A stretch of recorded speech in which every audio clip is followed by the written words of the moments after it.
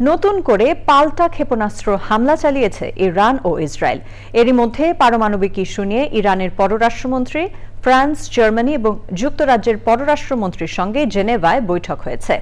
একই সঙ্গে জাতিসংঘ নিরাপত্তা পরিষদের জরুরি বৈঠকে মহাসচিব অ্যান্তনিও গুতেরেস বলেন, সংঘাত এমন এক আগুন সহজেই জ্বালানো যায়, তবে নিয়ন্ত্রণ করা যায় না।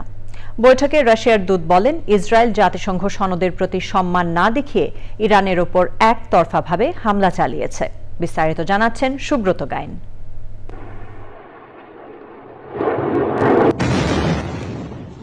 অষ্টম দিনের মতো চলছে ইরান ইসরায়েল যুদ্ধ। নতুন করে ইসরায়েলের হাইফা শহরে ক্ষেপণাস্ত্র হামলা চালায় তেহরান। এর আগে ইরান থেকে ছোড়া ক্ষেপণাস্ত্র হামলায় ইসরায়েলের 17 জন আহত হয়েছেন, তার মধ্যে 3 জনের অবস্থা গুরুতর। দেশটির জরুরি সেবাদাতা প্রতিষ্ঠান ম্যাগেন ডেভিড অ্যাডম এমন তথ্যই জানিয়েছে। পাল্টা ইরানের দক্ষিণ পশ্চিমাঞ্চলে সামরিক অবকাঠামোতে হামলা চালিয়ে যাচ্ছে ইসরায়েল। এতে ইরানের দক্ষিণাঞ্চলীয় শহর বুশেহরে আকাশ প্রতিরক্ষা ব্যবস্থা সক্রিয় করা হচ্ছে বলে জানিয়েছে সংবাদ মাধ্যম আল জাজিরা। হামলা পাল্টা হামলার মধ্যেই পারমাণবিক ইস্যু নিয়ে শুক্রবার রাতে জেনেভায় ইরানের পররাষ্ট্রমন্ত্রী আব্বাস আরাগচি ফ্রান্স, জার্মানি ও যুক্তরাজ্যের পররাষ্ট্রমন্ত্রীর সঙ্গে বৈঠক করেছেন।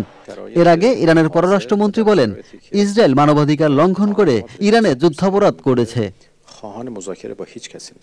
এছাড়া একই দিনে জাতিসংঘের নিরাপত্তা পরিষদে ইরান ইসরায়েল পরিস্থিতি নিয়ে জরুরি বৈঠক হয়।